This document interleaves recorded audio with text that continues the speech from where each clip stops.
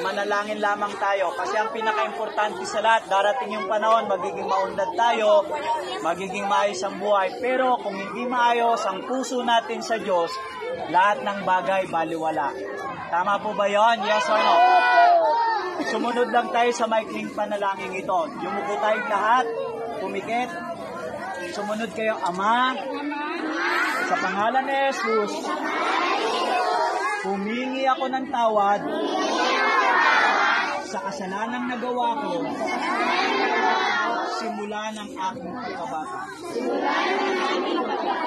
Pumasok ka po sa aking puso bilang Panginoon at tagapagligtas. Magbabalik eskwela na naman kami. Bigyan mo kami ng lakas ng katawan. Ng kaisipan. Bigyan mo kami ng talino.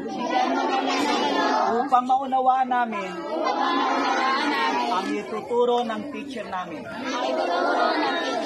Maraming pong salamat sa pangalan ni Jesus. Amen. Okay, palakpakan natin ng Diyos. Thank you, maraming